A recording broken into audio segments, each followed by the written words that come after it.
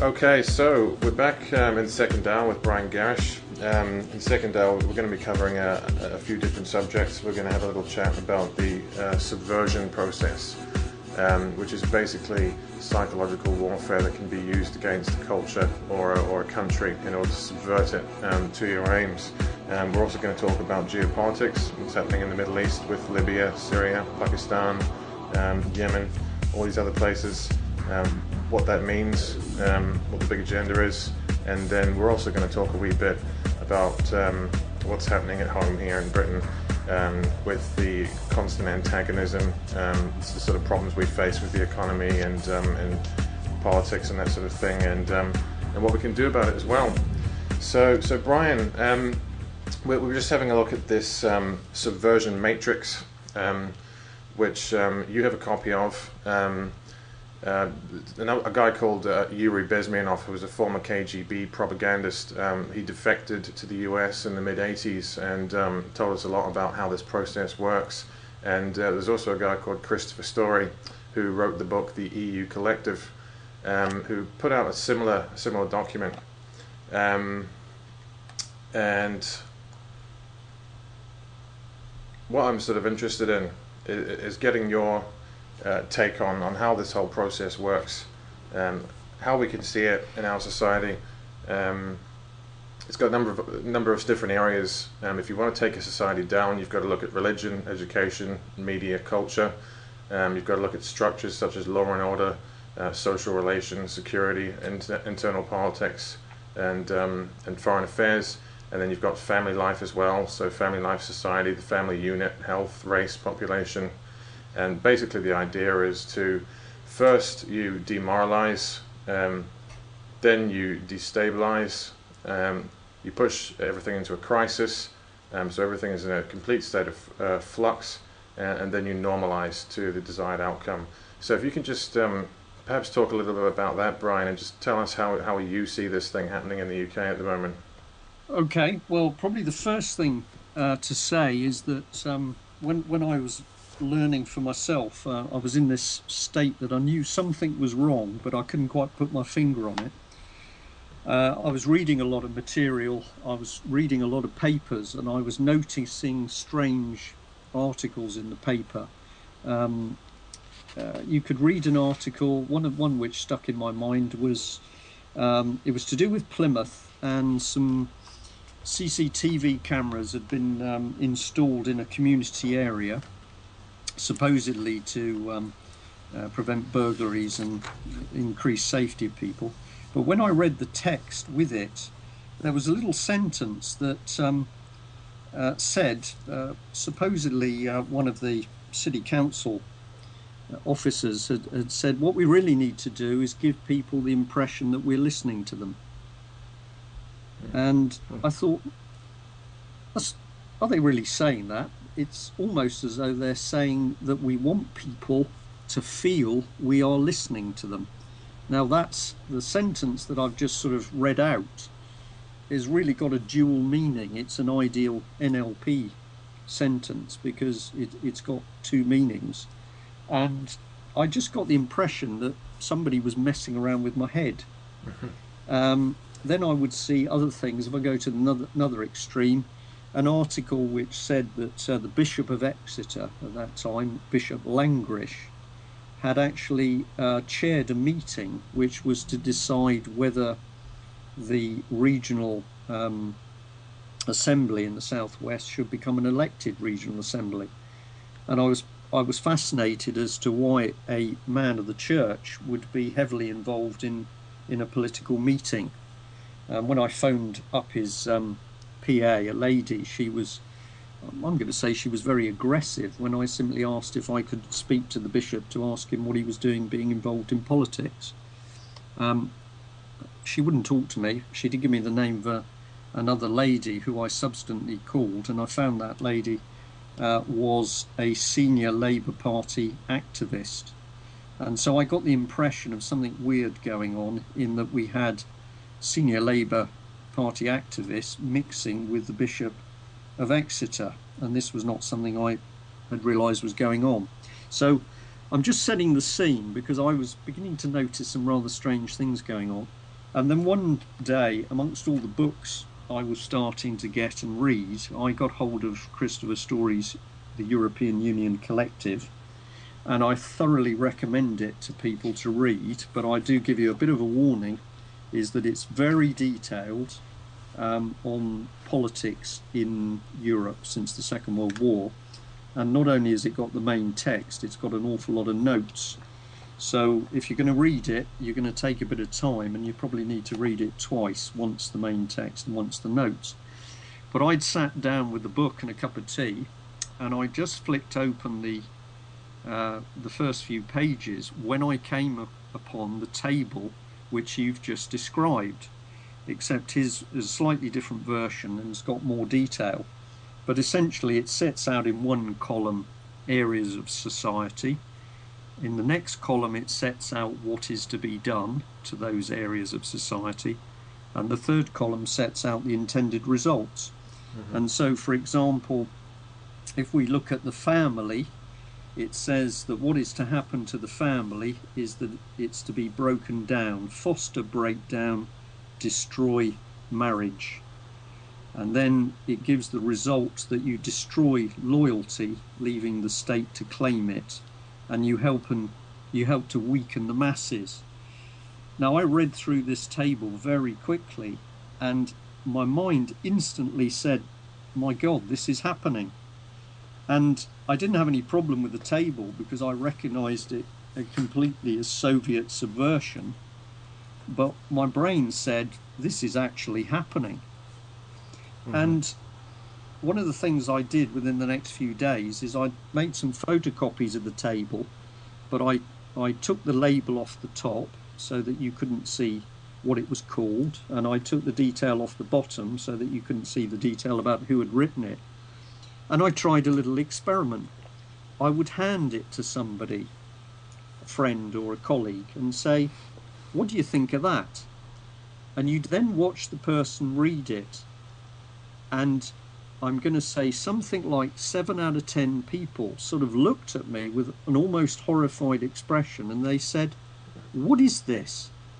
This is happening, isn't it? Yeah. And so rather than me tell you what I felt about this, because my background trained me to look and be aware of some of this stuff, my little experiment on people locally showed me that when you showed people on a simple sheet of paper what was happening, they could actually recognize it. So that's the first thing I'll say. The second thing is that people are mesmerized by war being bombs and bullets. And as I said in the beginning of the first hour, I think, this is only part of how you conduct warfare, because a lot of warfare is about deceit. The sniper hides themselves so they can kill people while they're undetected, or the submarine hides, or you use smoke screens. But if you're going to be really successful in war, the aim is to kill the other side before they even realize they're being attacked. So this very deceptive subversion is a very, very dangerous process if you can actually inject it amongst the target population. But I'm going to say to you, in my opinion, and if I'm allowed to say so as an ex-military person, of course, this is exactly what is being done to us. We are being attacked by applied psychology. Mm-hmm, mm-hmm. I mean, see, when you say the family is to be destroyed, is the purpose of that mainly to so that the public can be more easily managed? Well, the answer is yes, but I think you need to qualify it a bit more, because the reason you want to destroy the family unit is because strength comes from being in a family unit. There are different versions of family units, but if you know that you've got a problem, you can talk to your mum or your dad, or you get the support of your brothers and sisters, that is an inherent strength. If you can break up the family unit, not only are the adults weaker, of course the children become exceptionally vulnerable, because in this case the state can claim them to be its own. And we've only got to look... Sorry, I was going to say that the state can give the the children their values, the state's well, values. that's absolutely what I was coming to, because if you we're talking here Soviet. Perhaps we ought to discuss a bit of politics later on, but what I was going to do is switch to the fascist regime. If you look at what the Nazis were doing, it was Hitler himself who said, "I don't really care about this generation because we already have the children and they will be educated to our values." So this is what Hitler Youth was all about, was creating this new society, and you're sidestepping the values of the existing generation. Personally, I believe this is exactly what Common Purpose is doing by creating future leaders. Yeah. So, obviously we know that the family unit is definitely under attack, and has been for a while now, as we can see. And a lot of the child snatching, which you often talk about, is part of this, in terms of taking the child out of that family unit, taking it away from its identity and its culture and its community, and giving it over to the state, so the state can then it basically indoctrinate the child with its values, instead of the parent. But what I'm seeing is also a lot of basically, there's no other way to describe it than demoralization. Now, obviously, when you talk about this kind of thing, people sort of tend to get sidetracked with political ideology, and you're right wing, you're conservative, you're an old fuddy duddy if you talk about those kinds of things, And but I mean, I'm not even 30 yet, and I can see the huge differences in people who are sort of 5 years younger than me or 10 years younger than me, and the kind of moral codes and ethics that they sort of tend to have. And I think a lot of this is definitely coming from the types of video games we've seen, the types of movies, types of sort of music videos and celebrity pop stars. I mean, Lady Gaga being a perfect example of this. So, I mean, what's your opinion on all of that? What do you see happening in terms of the mass media that's being directed at this youth, and where they're trying to take them? Well, overall, it's the aim of media directed at youth is definitely to dumb them down. There isn't any doubt about that. But it's quite interesting, isn't it, that we now have to subdivide media, because I think I would be right in saying that the majority of youngsters don't read newspapers. Do they really bother to watch the 9 o'clock news on the BBC? I don't think they do. So we then start to say, well, where are they getting the indoctrination? How is it being put across to children? And of course, where the malevolent mind is going to go is they're going to say, well, we're going to get this stuff across in the media that children do watch. So this brings us immediately into films, video games, and pop videos in particular. Plus, I think all of the, and this is where girls are particularly vulnerable, because we have this proliferation of crap. Am I allowed to use that on your program? Absolutely. Rubbishy trash magazines for young girls, which, when you analyse them, contain absolutely no substance and are increasingly becoming more and more explicit and deviant in sex that's being discussed. Yeah. So you have your child. Let's just take music, and I'll smile a bit, because this is one of the things I came up again. Your son puts on a CD for a particular pop group. 95% of the music, I actually quite liked it. It was good, but there was one track which is using the F word in relation to mothers. Yeah. And I was then in the position where that type of language was being brought into my home, and I didn't like it very much. But of course, as a parent, you're put in this wedge, because you can't ban everything just because of this bit or that bit. And what is actually happening is that the morality is being suppressed, and you can't really deal with it because other people are accepting it. Yes. So Yeah. it's very cynical. But Yeah.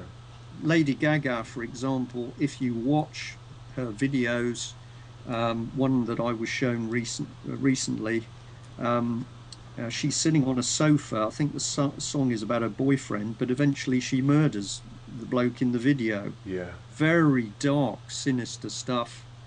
And you're seeing, well, okay, the average bloke likes a woman not wearing a lot, but we are starting to not just see women parading around in not a lot of clothes. They're wearing bondage type gear. Yeah. Yeah. This is being directed at youngsters who are 12 and 13.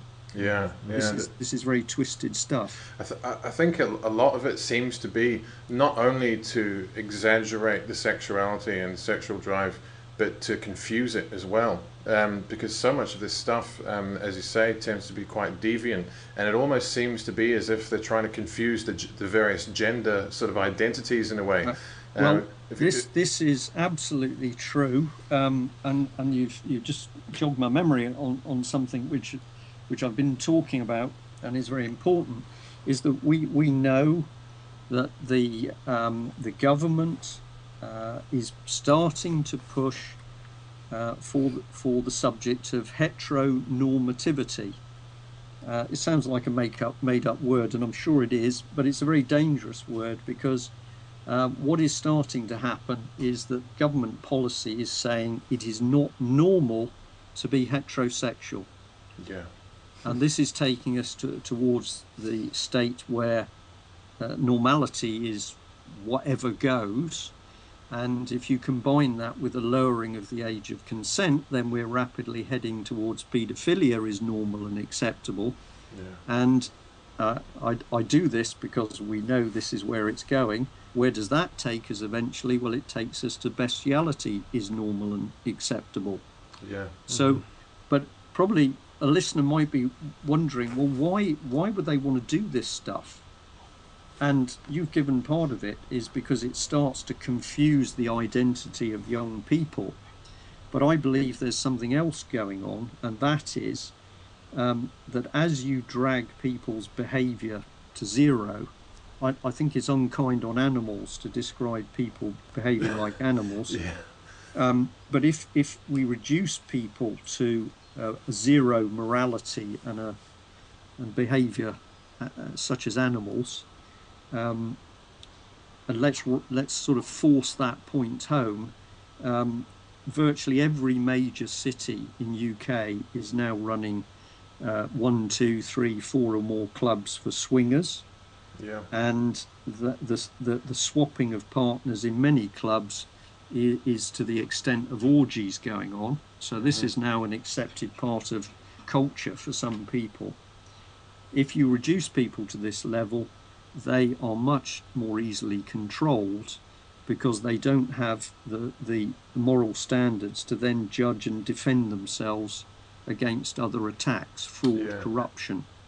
That's right. Yeah, I mean, this has often been talked about by a number of other people as being the key, really. If you are trying to subvert and demoralize, you do it through the sexuality. If you can confuse that, if you can sort of create enough confusion and upheaval and extremism and deviancy, then people do basically lose their moral code and their individual identity and their sort of identity and their communities and ideas about family. All this stuff tends to go out the window if you can get to sexuality and confuse that enough. Mm-hmm. Yes. This is all designed to pull down the power of families and communities and individuals, ultimately, so that you can control them. Mm-hmm. But we're talking here about influence on minds. So for young people, we're describing pop videos or music, etc. Now, what I said is that not many people, young people, are going to be looking at papers and things. But if we go to the other way and we say, what is an adult being subjected to at the moment? Well, I'm going to say I have the misfortune of waking up to the radio playing Radio 2 with Chris Evans. And my personal opinion is that Chris Evans only speaks drivel. and if he wishes to challenge me on that, I'm sure he will. But you get a mix of somebody talking. So you wake first thing in the morning, you're hearing somebody talking about stuff which is of no real consequence, particularly with the problems we're facing in this country and the world. And that is interspersed with these news clips, which also give you no real information. And something that I became fascinated with is to listen to the way that the news readers read their news, because they don't do it as a normal human being talking. Okay, you might want them particularly eloquent, you might want them fluent, that's understandable, but they read the news with a rhythm, with a precise rhythm. Yes, yes. And that rhythm is designed to drive that message home to you. So it isn't with normal intonation and punctuation. It's done in a da-da-da-da-da-da-da-da-da-da-da-da. And that is to drive that into your mind. Yeah. So the radio, if we take that, we used to have Radio 2, which was containing a lot more intellectual, informative programs. That has basically been Popeyed. And if we go to the other extent, we say Radio 4, we used to have a nice program like The Archers. Well, you might laugh at me for saying a nice program. What I mean is an innocent program. It was escapist. It was talking about country folk. But I had the experience of coming home. It was quite early, so I think it must have been on about 6:30 in the evening. And while I am eating my supper, I am listening to a woman being raped on The Archers. And if you then analyse what the Archers have put into their programme, instead of it being escapist entertainment, the Archers has grown to contain all of the problems which people are trying to escape from. Robbery, violence, prostitution, murder. That's all been pumped into these programmes. So adults now, in the papers, the radio, the TV, are also being subjected to this assault. One last example of this is there's a couple of programs that are now on Channel 5. One of them, I think, is called CSI Miami. And, okay, you can say it's a basic police drama, so there are going to be people murdered, but an increasing part of the program is watching bodies being dismantled on the autopsy slab. So we now have the situation where millions of people regard watching an autopsy as entertainment. And it's just everywhere, isn't it? I mean, how many of these shows do we need? I mean, we don't need any other. You start to wonder if these people are ever going to start coming up with any new ideas, because it's just cop show after cop show after autopsy after gruesome kill after, you know. Well, if you watch them, of course, there are more and more of them. And with each new series that comes out, inevitably, the graphic nature has become worse. And this is not accidental. This is by design, because it's all playing on people's minds. I mean, would you say that the key thing there is basically to desensitize people? Yes, and for me, I don't think there's any doubt that people are desensitized. I will give you an example.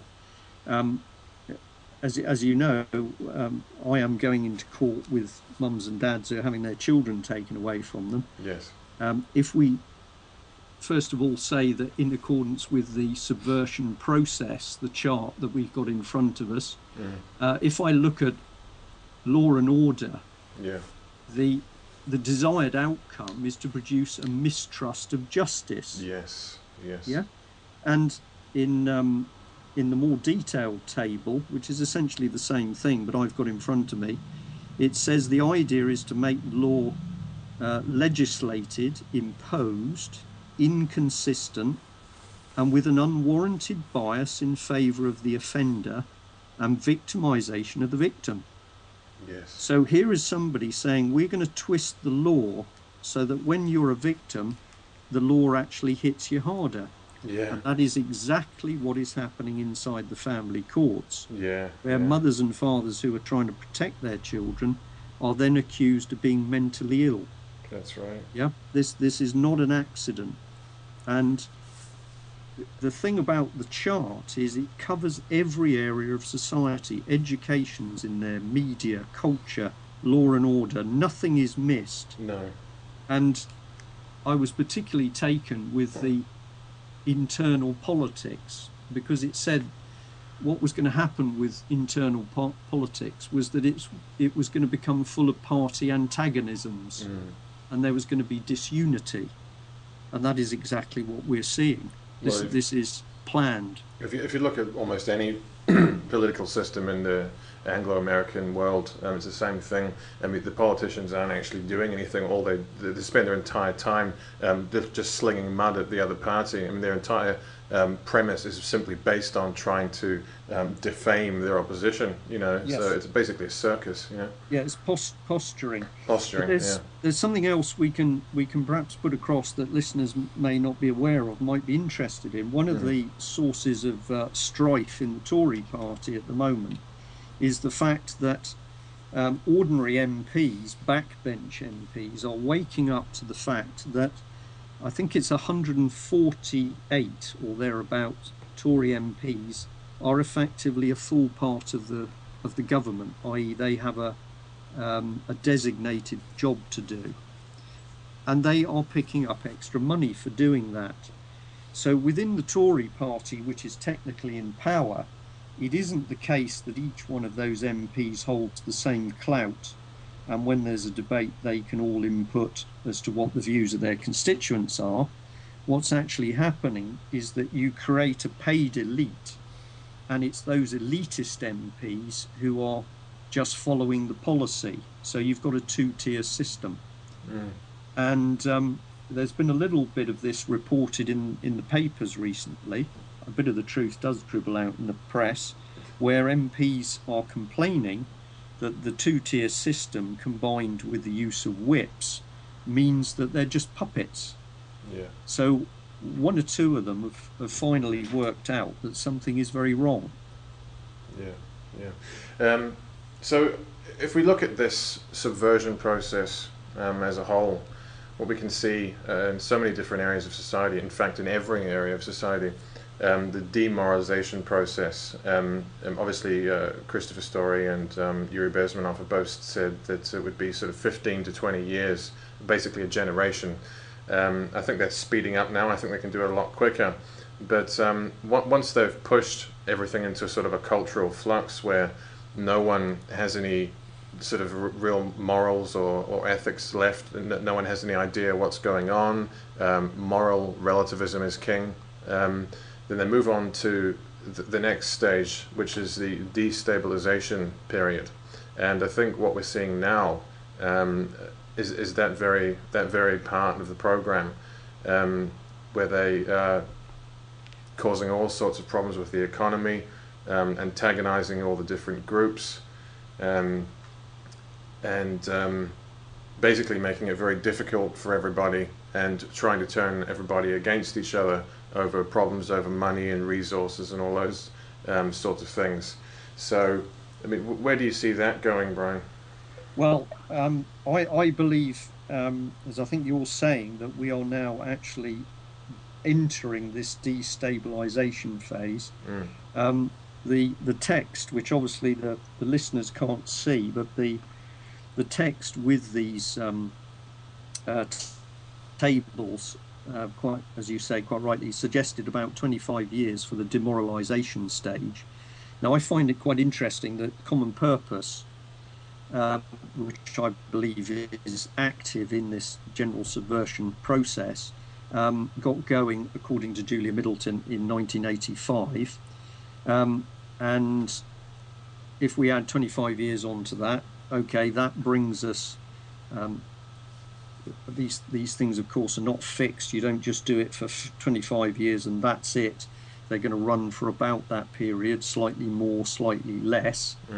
But nevertheless, from 85, 25 years roughly brings us up to now. Yeah. And it's at this point we're now starting to see things getting worse. And you've described it. We're starting to see big trouble with the banks.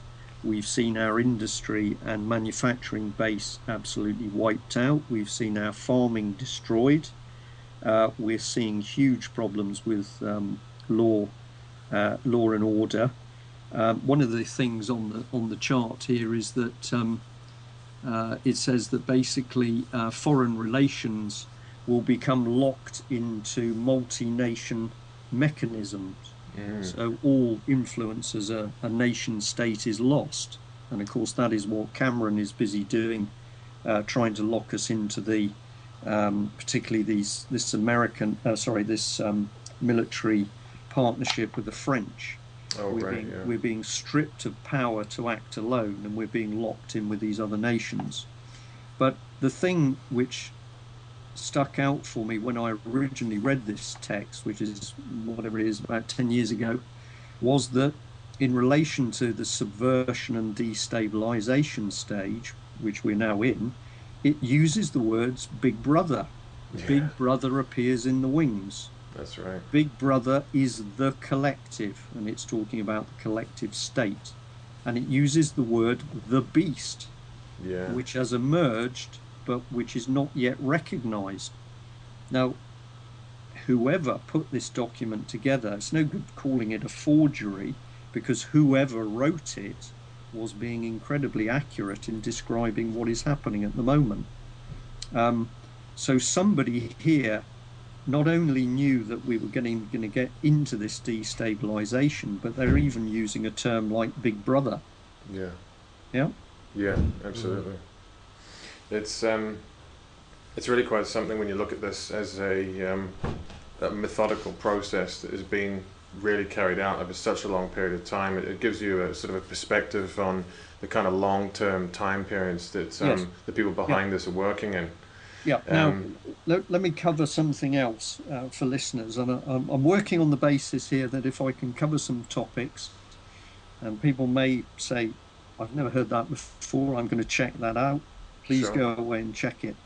But I highlighted in one of my talks that there was a big article. I think it was going back in about 2005, something like that. The Sunday Telegraph produced a big article in which it pointed out that when Jack Straw got into power, he closed down the department within MI5, which was counter-subversion. So a security department that was specifically tasked with watching who was who, what their political allegiance was, who was a communist, who be connected with extreme right-wing movements. And I believe that they held something like 300,000 records on people they were really interested in. Jack Straw came into power and dismantled the lot, even to the extent that all of those records were, I believe they were shredded and burnt, but they were certainly destroyed.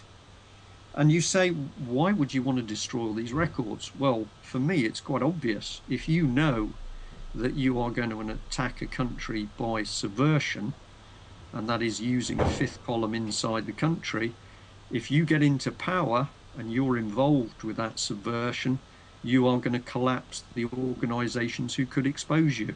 Yeah, that's right. Yeah? So as a result of Mr. Straw's efforts, the counter-subversion department was left with one officer. Now, there may well be listeners who say, yeah, the trouble is, Brian, that MI5 is completely rotten and on the other side. And I'm going to say to that, well, I used to have this viewpoint where you look at things and it was the bad guys or the good guys and the bad guys.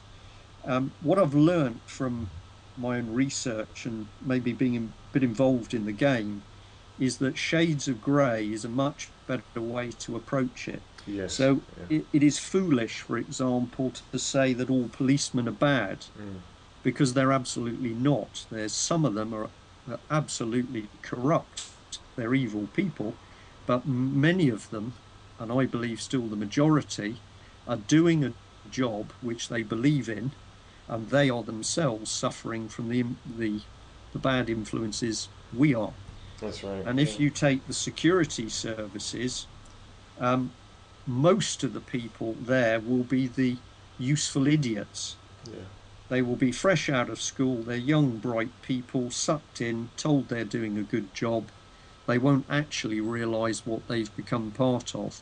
Yeah. The people who will be the dangerous ones inevitably are those at the top of the pyramid, because they're the ones controlling the system. Yeah, and it's sort of it would be much the same with an organization like MI5 as well, where you have so much compartmentalization in that organization that, you know, you've got a project working on this, and you've got a project working on that, and no one, and there's going to be no cross communication. You know. No, it's done like any other military intelligence. If you handle military intelligence or classified documents, everything becomes on what they call a need-to-know basis. Yeah, that's right. So I can only share information with somebody who's of the right security qualification, and it's need to know, even if they are at the right level to share it, do they actually need to know what I know? That's the way it works. It's absolutely compartmentalized.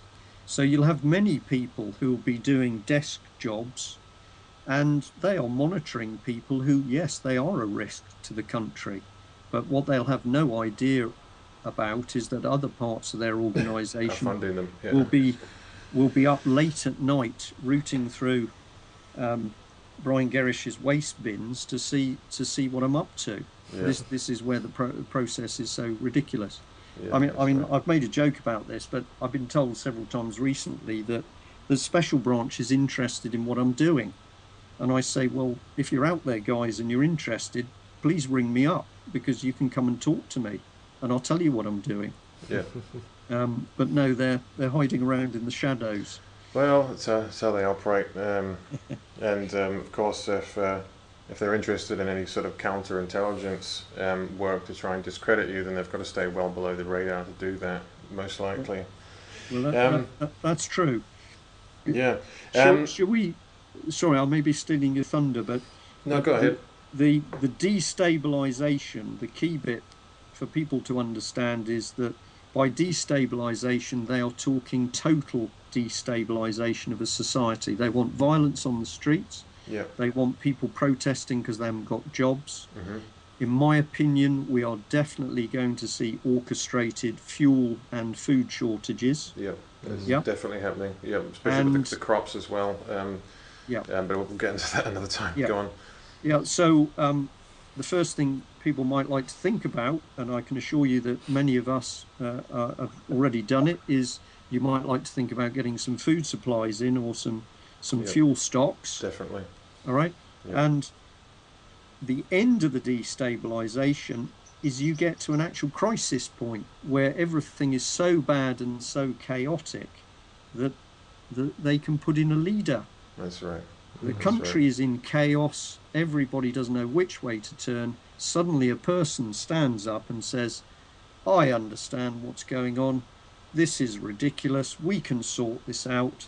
They talk common sense, and everybody basically flocks to them, as if they are the new Messiah. The final solution, as it's called. That's what you call the Good Shepherd. Yeah. Absolutely.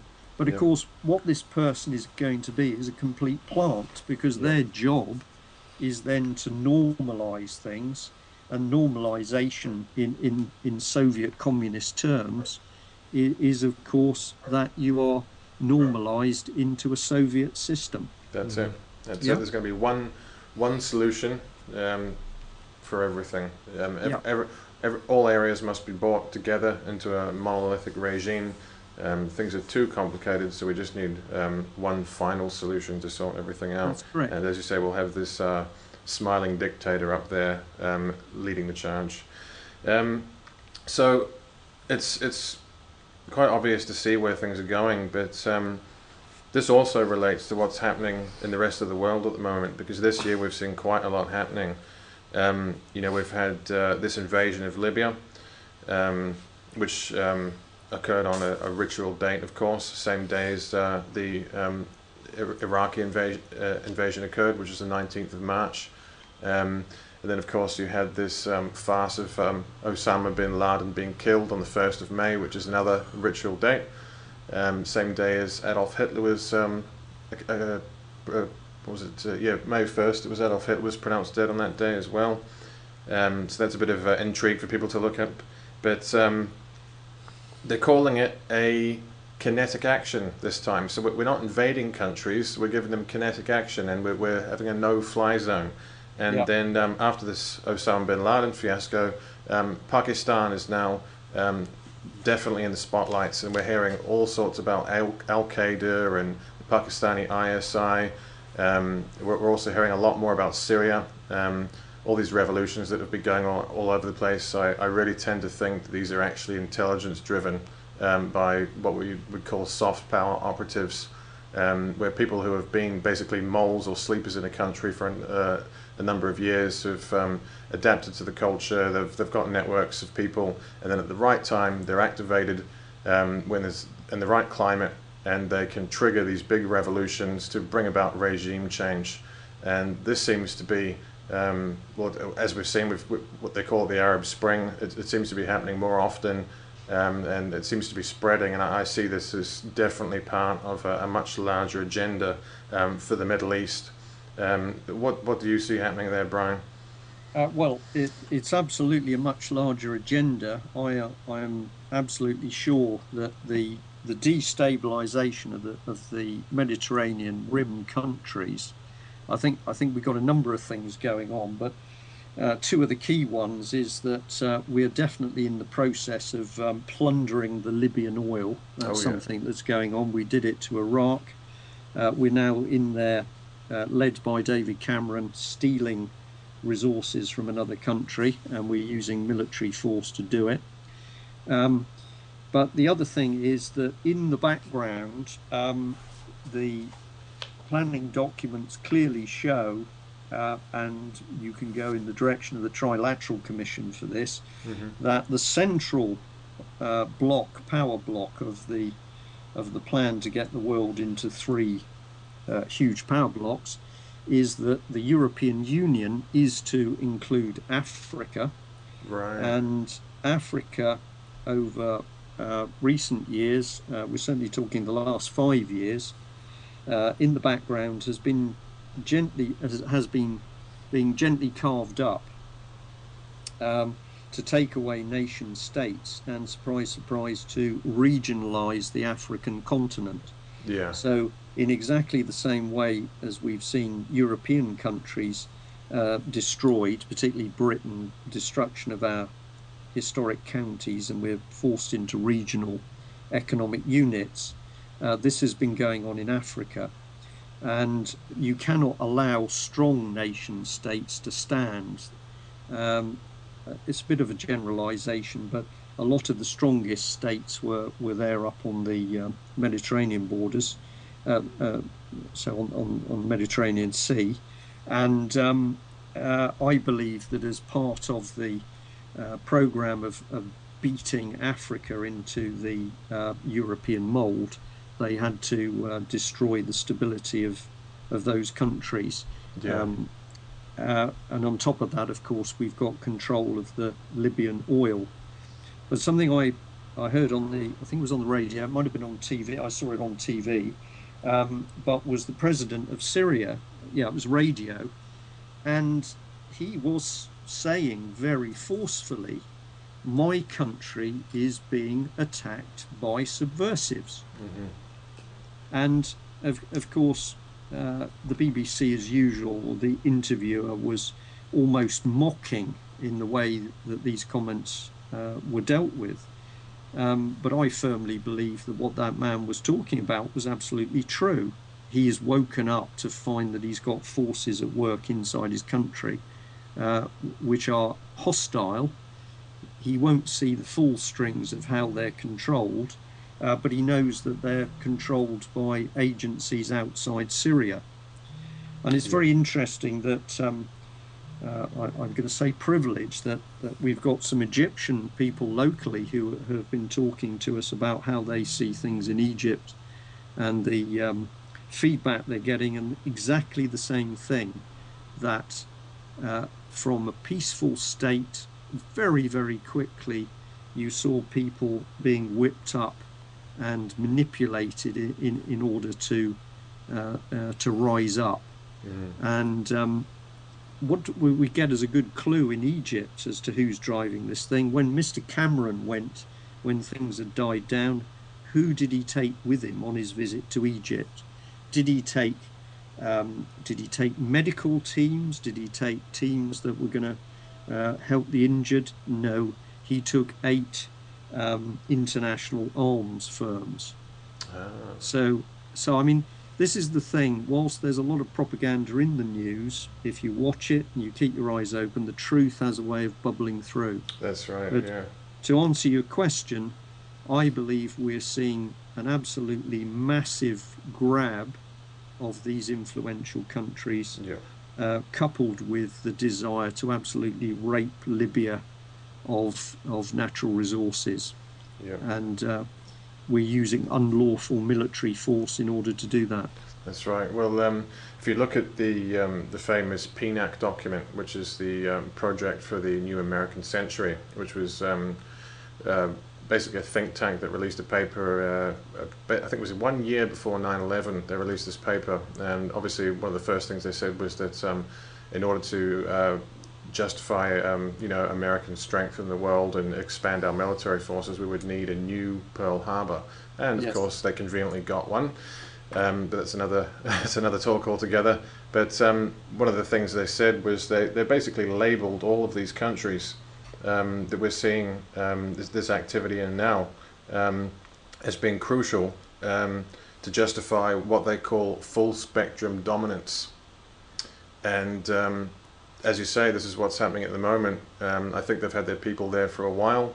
They're triggering the right kind of social antagonism at the right time, so they can justify the military going in there and basically destabilizing the country into a state where it's going to need full regime change, and then they can put their own puppets in there and of course unionize the whole thing, so they can asset strip and control it. Yeah. No, I can only totally agree with you, because what we will see are these puppet regimes installed, which will be totally subservient to the Western military power base. Yeah. Just like Karzai in Afghanistan, Yeah. And it's very interesting in this process at the moment that Russia Today TV is well worth watching, because they are producing some phenomenally accurate analysis of what's going on. Who would have thought you'd be getting the truth from a Russian news station, huh? It is quite incredible. It's quite incredible, isn't it? There are one or two little bits that you think, there's a little bit of propaganda there. Yeah, well... But I have to say, if I had the choice between the BBC and Russia Today, I'd go for Russia Today. This is what I'm trying to tell people at the moment who maybe aren't quite ready to sort of dig right deeply into this material, but just saying to them, look, instead of watching Sky News, instead of watching BBC, just try watching Russia Today instead. I mean, it's the same format. It's a proper news channel. Just try watching that for a wee while and seeing what the kind of information they're putting out. It's a lot more balanced.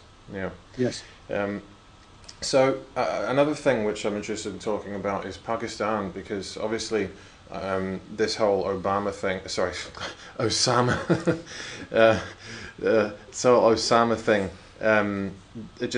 it reeked of a psyop to me, and we've got people from inside the intelligence world, such as Dr. Steve Buchanek, who is a top US consultant on psychological warfare, coming out and blowing the whistle, saying, look, I was basically consulting with the CIA back in 2001, and I can tell you that bin Laden was dead late 2001, early 2002, and they've just used him as a justification for the so-called war on terror ever since. And they've now wheeled out this apparent death to boost Obama's political popularity and basically target Pakistan and bring that into the focus as something that's going to have to be dealt with in the future on a military level. and now Yeah. we see all this sort of diplomatic hoo-ha going on between Clinton and the ISI, and they're having various meetings about what's really going on in Pakistan. And you can just imagine the kind of chaos we'd be facing here back in the UK if the US and UK military were to make a move into Pakistan. Well, yeah, it doesn't bear thinking about really, but No. uh, the Osama bin Laden story for me just became more and more ridiculous the Yeah. longer it went on. Yeah. And this latest pantomime that he's been killed in a bunker in Pakistan, I think the best description of this, I'm sorry I can't remember which program it was, but I think it was Have I Got News for You, or so comedy program Yeah. on TV where people talk about the latest news events, and they did almost a whole program on that where they ridiculed the whole thing, and I found it very interesting because they were very perceptive in everything that had been said, and yet those people realized that what they were being fed was total nonsense. Just take if we've been hunting this man for the number of years we have, and he's finally killed, the thing that you'd want to do is prove that you've killed him. You Not, would not throw have his the body body. off a boat, you know. But no, the body was dropped out over the ocean, and the joke on the program on TV was they were disappointed because they dropped him out at a particular point where he fell and hit a rubber boat, an inflatable boat, and bounced back, and the pilot thought he'd been resurrected. Yeah, but just absolute nonsense that this man has been sitting in a cave in a bunker and coordinating all this, or he's been operating from Pakistan. What is going on is psychological warfare Yep. on our minds, Yep. and it's to keep us in a state of permanent fear of an enemy that's going to blow us up or gas us or conduct a dirty nuclear explosion. Yeah. It's nonsense. Yeah. And I think if we've now got comedy programs able to identify it, they're really scraping the barrel. Yeah, well, it's good that they are identifying it in some way, albeit through comedy. But one thing that interests me about this is that it's psychological warfare on one level for the majority of the public who have unfortunately bought the whole terrorism Al-Qaeda thing, and do really think that these people are the threats that they're purported to be. But I also think that some of these things are put out for the people who know, the people who know the truth, and these things are put out there for us to antagonize us and give us a sense of hopelessness, because it's we know it's not true, we can see how absurd it is, and it just makes us feel hopeless because we can never reconcile it, we can't resolve it, you know. Absolutely. I'm just going to change a little bit. I comment on Pakistan. One of the things I try to stick to is that if I'm not qualified to talk on a subject, I'll give you my opinion. But Yeah, Pakistan is a very complex subject. It's quite clear that Western powers are interfering inside Pakistan constantly. Yeah. And of course, then we've got the adjacent events in Afghanistan, and where I can add a bit more substance to it, because the feedback that is coming from troops in Afghanistan is very, very interesting. There is a common theme that British and American troops are being told not to damage the poppy crops and not to harm the poppy crops. Yeah. And the statistics available show that since Western military forces have been inside Pakistan, the world opium supply has increased. Yeah. Now this doesn't make sense to the troops themselves. Well, they didn't understand it. Now they're beginning to work out that their job is actually there to protect the opium trade for the international banking cartels. That's right. And the other thing which is now emerging from the troops is and I'm going to be careful what I say, because I'm not going to say something which is going to possibly undermine people who are at the front line in dangerous positions. But the reports are coming in from a variety of different sources of people who are serving on the ground and have served on the ground, that they are actively being stopped from carrying out the military operations which would A, secure their own positions, and B, get out amongst and kill the enemy. Now, I'm diverting slightly from whether or not we should be killing anybody. I'm simply talking about the truth as it's being applied to the use of our forces. Absolutely. So we've got forces in Afghanistan now who are absolutely aware that they are being put in a theatre to absorb casualties in order to continue this line that there's this massive overseas terrorist threat that we all need to be constantly fearful of.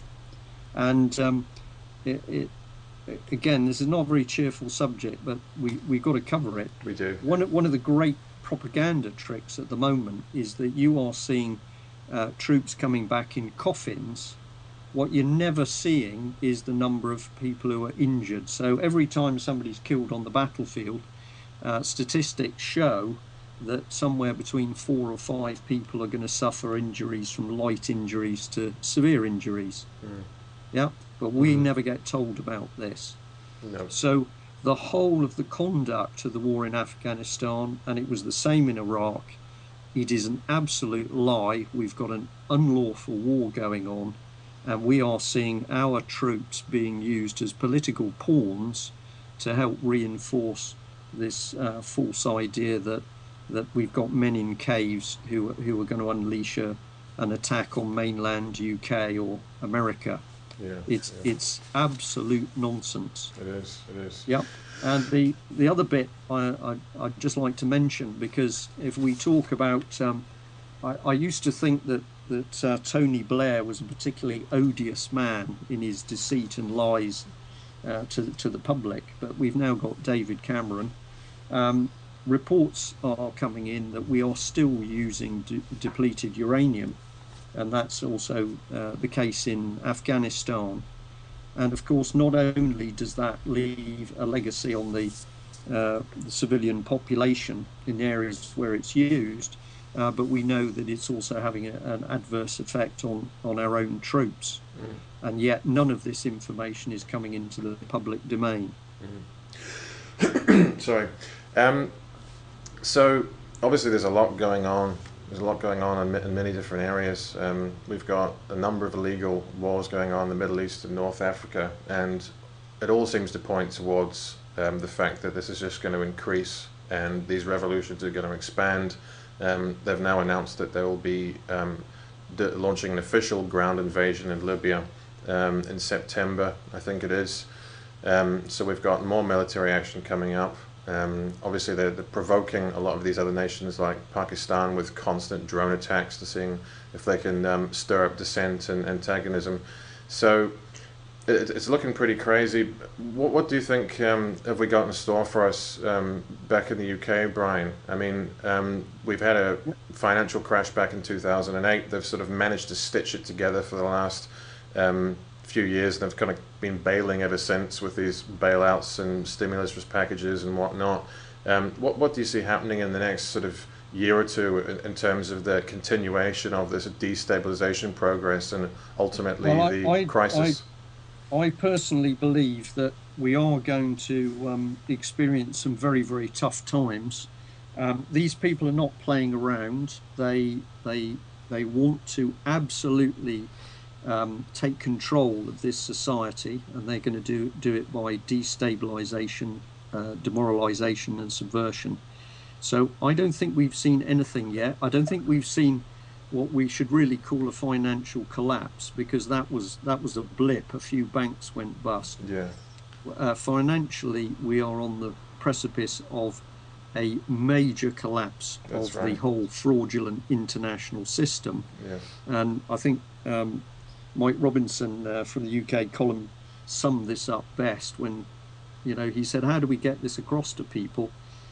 We're talking stagflation, Weimar Republic, where people were wheeling money around in wheelbarrows. When the financial bubble bursts and this corruption in the international monetary scene is finally revealed, we are going to be at that level. Money is going to be valueless. Yeah. And of course, everything will follow very quickly, because we now know that a supermarket can be emptied in 3 days. We've seen from previous fuel strikes that probably about the same 3 or 5 days, we're seeing garages run out of fuel. Yeah. So when these people really pull out all the stops, we're going to be thrust into very dark and serious times. That's part of what I'm wanting to talk about, because I'm always studying this problem. I'm always looking for signs, and I'm always looking at tactics and sort of figuring out how this might go. And what I'm often most interested in is whether there will be any large events that will trigger a major shift, or will it be more like a slow and chaotic kind of path towards destabilization in sort of incremental stages? What do you see happening there? Well, that's a very good question. I think what I believe at the moment is that 9/11 has proved to be a thorn in their side, because whilst we still have millions of people who believe in the 9/11 terrorist attack myth, many people are now really questioning what happened in 9/11 and who did the dirty deed. And 7/7 as well, Sorry, and 7/7 as well. Yeah. And I think that therefore makes it difficult for the other side if they're planning any other major events using what I will call conventional techniques. Who knows what they've actually got up in their sleeves in other weapons. I don't want to go too far into this, not because I'm not happy to talk about it, but because that is probably the subject of another talk. Yeah. But I think that I just want to bring this on a lighter note, and maybe a listener will think this is a bit strange after an hour and 50 minutes of talking all the bad stuff. I believe at the moment the speed at which people are waking up is causing the other side enormous pressure. And we've had some we've had some hints of this. We know that the Bilderbergers have got very hot under the collar about the power of the internet, people communicating, telling the truth. We've had other senior trilateral people whinging about people starting to wake up. And I think that we are starting to see things accelerate now at such a rapid rate, because the other side knows we are rumbling the scam.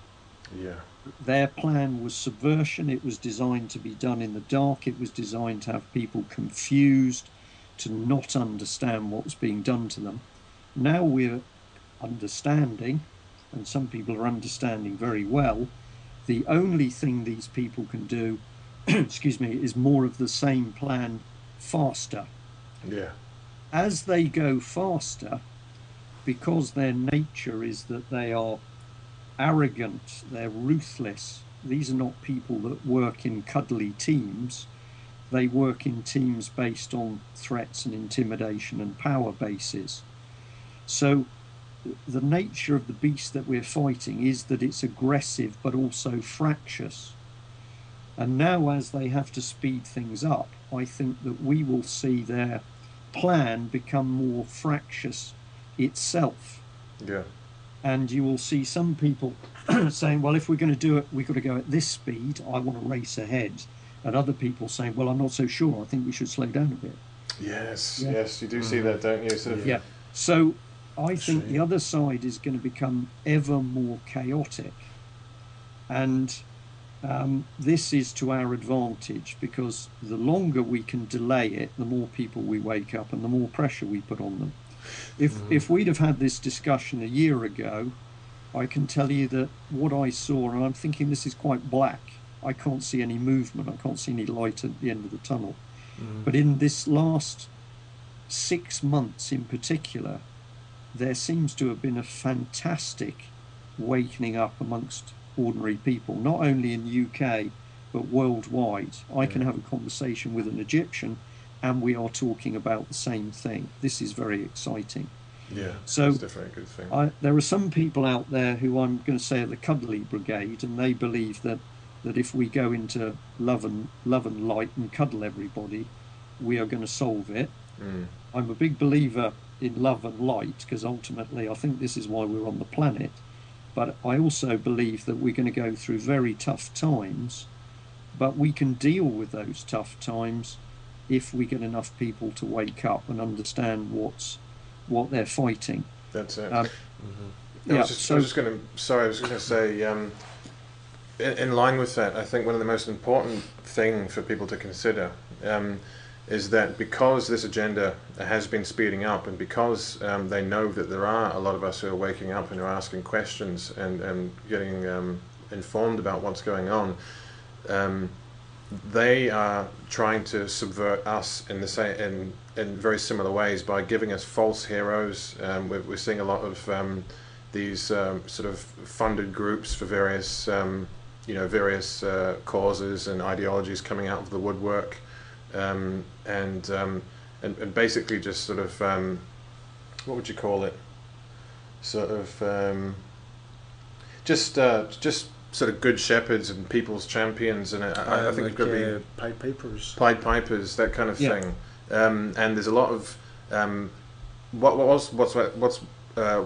something's very good. I think that it can be very easy for people to let the guard down and be not as discerning as they should be sometimes, because a lot of the information that we get on the agenda can also be counterintelligence, and can also be serving to get people angry and to lead them off on all sorts of different directions and lead them down cul-de-sacs and that sort of thing. And as we discussed earlier on, a lot of this stuff is sort of being directed towards trying to make people angry and sowing that revolutionary culture in society as well. And I think it's very important that people really consider that for what it is, because revolution simply means a circle. It simply means to go around in a circle and return to the point that you were. So this kind of revolutionary activity is going to be the thing that will justify the police state. You know, going out there and protesting in a violent way that's going to be the perfect justification for them to bring out their CCTV and put their stormtroopers on the streets and pass counter-terrorism legislation and that sort of thing. So I think it's important that people really look at this with a very cold, rational eye in terms of solutions. I agree. The other thing I would say is that people, I've had to relearn a bit of this myself, but a lot of people, because of the noise, I'll call it noise, the distraction, the TV, the radio, you go into a pub for a quiet drink and you can't actually talk properly because of the noise of the music in the background. All of this constant noise, distraction, the TV, the constant fear being rammed at you, the problems in how many wheelie bins you're going to have outside your house. All of this is designed to occupy your mind and to keep your mind running round in circles.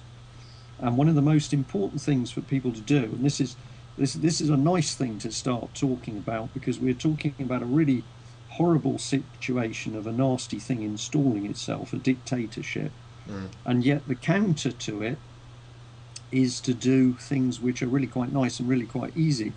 So if you want to start seeing the thing better, start stripping away all the noise and rubbish. Instead of watching the TV every night, start to do a little bit of reading and choose some different material. Talk to people. Absolutely, I couldn't agree more. In.